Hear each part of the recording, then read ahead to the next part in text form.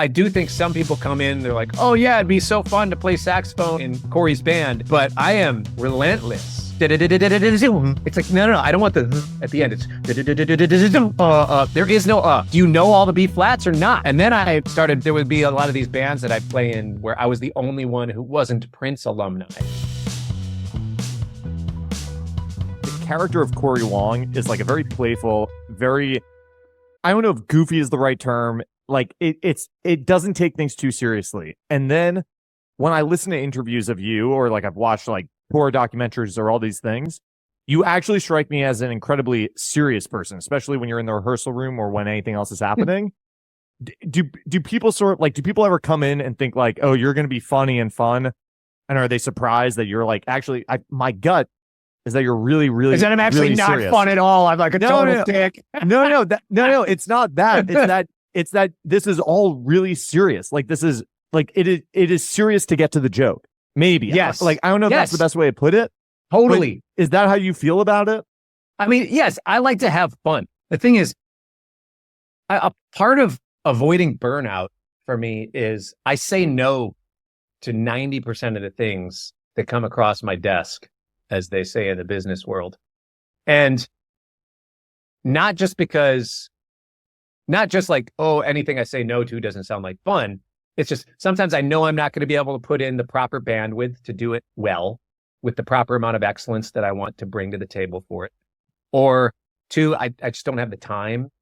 Or sometimes just like, it's going to take too much for me to do it. It's not like, yes, it's a good business move, or it might be a good career move, or it's good optics or something, but it's like, it might suck more out of me than what I'll get from it.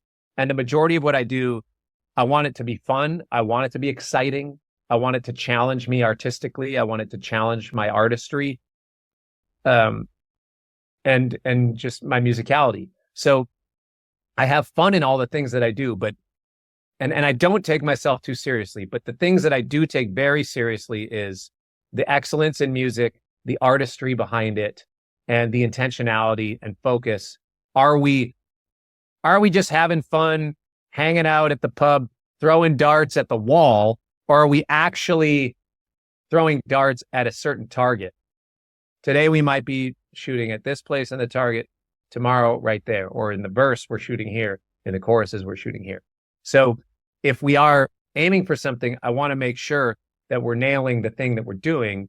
And some of that requires a very serious amount of focus and intention. And there's a lot of stuff that I am very serious about, because that's what you have to do to have a really tight band.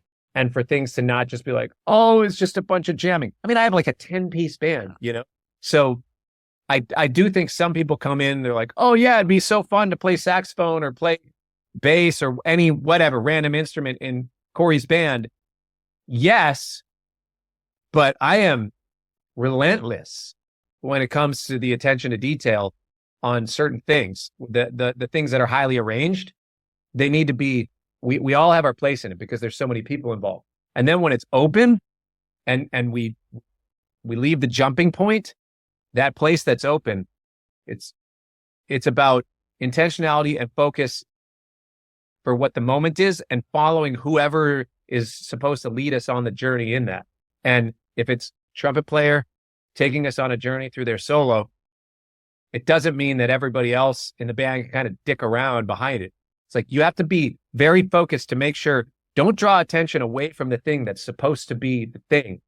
And I think especially in instrumental music, a lot of folks that come to my shows, it might be the only instrumental show they ever go to that year. So it's like, let's make sure they really know what they're supposed to be listening to or focusing on or looking at. And let's be really intentional about delivering that to them in a way that's frictionless, and it's not like, who am I supposed to be looking at right now? Because it's like, the trumpet player's out here, but the drummer is doing all this stuff. It's like, the drummer better have a reason to do the stuff, or it better be something that's driving the journey that the trumpet player is taking us on in this case, or whatever. It's just an example. But, I am very serious about a lot of stuff. And yeah, I think some people might say, oh man, Cory's just like a bit of He's just really picky as a band leader. Oh, there's so much blah, blah, blah, this and this. It's like, no, I'm particular. I'm not picky. I'm particular. And there's What's certain the difference? things. Well, picky is just like, oh, I wanted this. Oh, I want this. Oh, I want this. Or oh, I don't like this. I don't like this. It's like, I'm open to anything if it feels like it fits the thing and if it's intentional. And I'm particular about certain things. Like, I am not picky about the fact that we need to cut off on the and of 4. You are cutting off on the of 4. And what's happening is everything sucks up and then it's there's this extra thing. It's like, no, I don't want the at the end. It's and that's what makes it tight. I'm not being picky. I'm being particular because the cutoff is the cutoff. The attack is the attack. The time feel is the time feel. In the same way that the bridge goes to the 4 chord. I'm just as particular as the cutoff to me.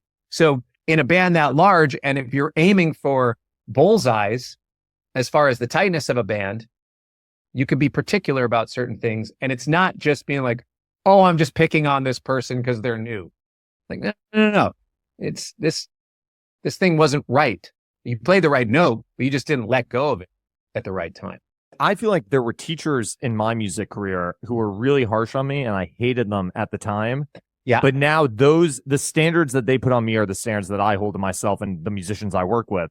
So I was like, were there teachers you worked with that taught you that intensity or how to bring it into the rehearsal room? Yes. Kelly Taylor, Dave Britton, and Steve Palmer in the drumline world. Yes, you started out in drumline, or maybe you didn't start out, but you did a lot of drumline. Marching band and drumline. Yeah. It's like, you guys aren't tight. It's like, what do you mean we're not tight? We're all playing the same thing. It's like, there's 7 of you playing a snare drum that's going. If there's one person flamming, it's very obvious. And that attention to detail, I did not have in the beginning. And then eventually I learned to listen and focus on that level of attention to detail. And then I apply those things to other areas of music and other genres of music and other instruments. I mean, I applied all those drumline techniques to my guitar playing, just kind of why I have the thing that I have. And then in college, I had several teachers that were vicious about certain things, just knowing the fretboard. They'd quiz me on stuff. I'm like, there's no It's like, play me every C on the guitar right now. Boom, boom, boom, boom, boom, boom, boom, boom, boom. Okay, play every B flat that exists on the fretboard. There is no Do you know all the B flats or not?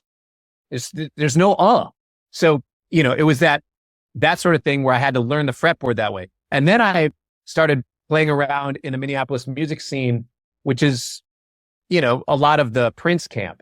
So there would be a lot of these bands that I'd play in where I was the only one who wasn't Prince alumni. And the drummer had perfect pitch and his time was insane. And he's a great producer, Michael Bland. And the bass player, Sonny Thompson, has perfect pitch, incredible arranger player. And all these other guys and girls that were around that were just had insane ears that could hear everything. They're just like, why are you playing that thick voicing? Like, what is that? Like, what do you mean? This is a G7. They're like, yeah, but why are you like, Prince wouldn't have played it like that. And, part of my ego is like, well, yeah, whatever. Then hire Prince to come in. Could you? Yeah. Of course, I'm never going to say anything like that, But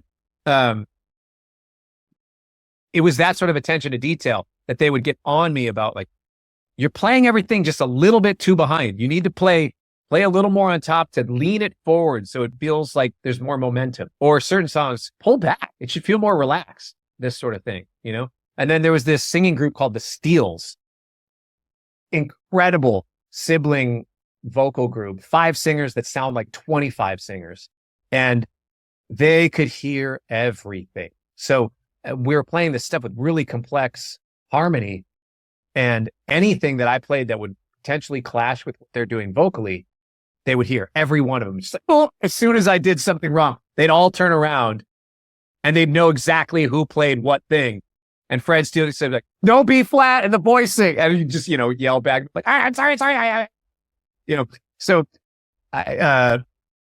and honestly, in the Minneapolis music scene, a lot of the Prince camp it came from a school of negative reinforcement. So a lot of cats could not hang with that kind of thing. But it was just like, do you want it or not? So some of the Minneapolis thing was very much negative reinforcement. And part of it, the reason was, if we're railing on you about something, it's because we want you around. It's because you're good enough for us to be this adamant about it. If you're messing up and we're not, like, that's the classic Minneapolis thing. If somebody's playing and it's like, okay, it's like, hey, good job, man. Yeah, nice job. Oop, you know, you're never going to see that person again. You know, I've seen that so many times. But if somebody's coming at you, it means, oh, okay, they probably want to see you again. And the next time they see you, they want it right. You know, that was my interpretation. And I took a beating, and I'm okay taking that, you know, because I knew it wasn't because they didn't like me or they just wanted to pick on me. It's because it was always about the excellence in the music. And this is where we're aiming on the dartboard. Hit it with us.